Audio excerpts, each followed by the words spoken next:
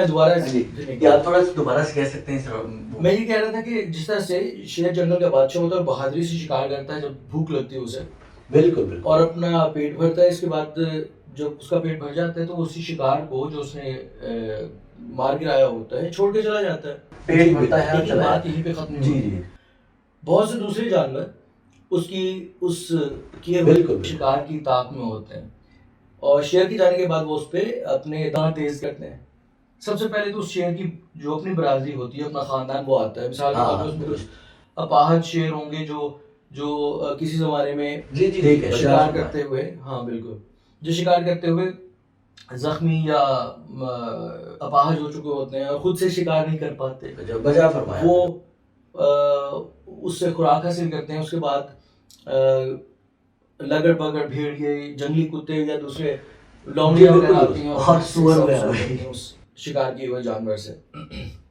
یہاں تک کہ اگر وہ شیر جس نے اس شکار کو گرایا تھا اس کے وہاں ارد گرد گھومتا ہوا پایا جاتا ہے تو وہ اس پہ حملہ بھی کر دیتے ہیں اور سمجھتے ہیں کہ ہمارا ہی اپنا شکار ہے، ہمارا حق ہے اس کے اوپر. بالکل صحیح.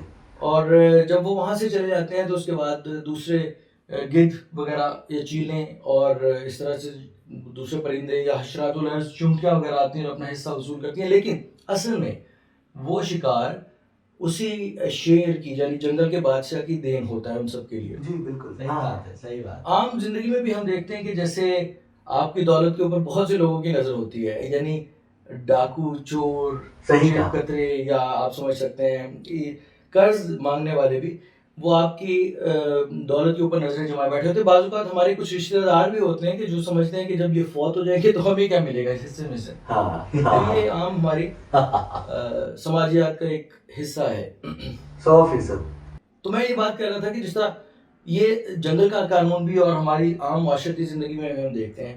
ایک اور زاویے سے اس بات کو دیکھیے کہ آپ اور ہم جس طرح کہ یہاں پہ سب لوگ لکھنے لکھانے سے تعلق رکھتے ہیں یا شاعر لوگ بیٹھے ہوئے ہیں، عام طور پہ ہوتا ہے کہ ہم کچھ لکھتے ہیں، شعر مثال کے طور پر ہم کہتے ہیں بہت، اور پھر کیا ہوتا ہے کہ شعر کہنے کے بعد اپنی تسکین ہماری ہو جاتی ہے، ہم اگلے اپنے کام کاج کی طرف، اپنے کلام کی طرف، اگلے شعر کی طرف چلے جاتے ہیں.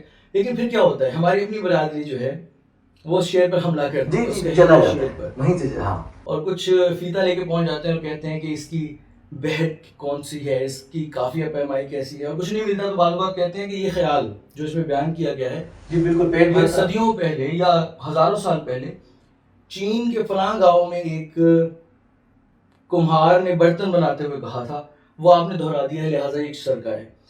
تو پہلے تو ہمیں اپنے خاندان سے ان لوگوں سے سامنا کرنا پڑتا ہے. اور وہ جو میں نے بات کہی تھی کہ اپاہج کی، تو بعض اوقات یہ ہوتا ہے کہ وہ لکھنے والے یا وہ شاعر لوگ کہ جو کم وقت دے پاتے ہیں اپنی شاعری کو، وہ ایسے ان کے ذہن میں یہ بات زیادہ آتی ہے. پھر کیا ہوتا ہے اس کے بعد فوراً بعد نقاد یا تنقید نگار جسے ہم کہتے ہیں، وہ بھی پھر اسی ہمارے کہے گئے شعر پہ یا اچھے شعر کے اوپر اپنے دانت صاف کرتے ہیں. دانت صاف کرنے سے میری مراد ہے دانت تیز کرتے ہیں، گندے دانت صاف اور وہ یہ کہ اس کے مختلف اس پہ بحثیں اٹھاتے ہیں، اس میں نقائص یا تو نکالتے ہیں یا پیدا کرتے ہیں. وہ جو کیڑے نکالتے ہیں اس کے اندر سے، اس کے اوپر وہ اپنی فینس کو بتاتے ہیں، اس پہ داد وصول کرتے ہیں، یعنی اپنا حصہ اس میں سے وصول کرتے ہیں، جو کہ ان کا قطعاً حق نہیں ہوتا ہے. بالکل. اور جب وہ اپنے حصے کا رزق اس شعر سے حاصل کر لیتے ہیں تو وہ وہاں سے چلے جاتے ہیں. اس کے بعد کچھ اور لوگ مثال کے طور پر میمز بنانے والے آتے ہیں، انہیں میمرز کہتے ہیں. ہاں بالکل. اور ان کے گروپس چلتے ہیں، ان کے آتے ہیں ان کے گروپس اور پیجز. شاعر جس نے وہ شعر لکھا ہے اس سے بڑھ کے ہوتے ہیں اور اسے زیادہ داد ملتی ہے اور وہ زیادہ پاپولر ہوتا ہے صرف بے شک رزق کی بدولت، ان ٹکڑوں کی بدولت جو کہ کسی شاعر کے عطا کردہ ہوتے ہیں. یعنی وہ یہ تمام لوگ ایک شاعر کے ٹکڑوں میں پلتے ہیں. عمدہ نکتہ اٹھایا. تو جس طرح سے میں نے پہلے کہا کہ جنگل کا بادشاہ اگر وہ خوراک نہ بچائے تو ہو سکتا ہے بہت سے جانور بھوکے رہ جائیں. بالکل اسی طرح سے آپ لوگ شاعر لوگ اگر جو کسی کے محتاج لکھنا بند کر دیں تو ہو سکتا ہے کہ بہت سو کی روزی روٹی متاثر ہو اس سے. تو بہت اچھی بات کیا. یہ بھی پہلو سے اللہ کا شکر ادا کرنے کی بات ہے کہ آپ لوگ وہ لوگ ہیں یا ہم لوگ وہ لوگ ہیں کہ جو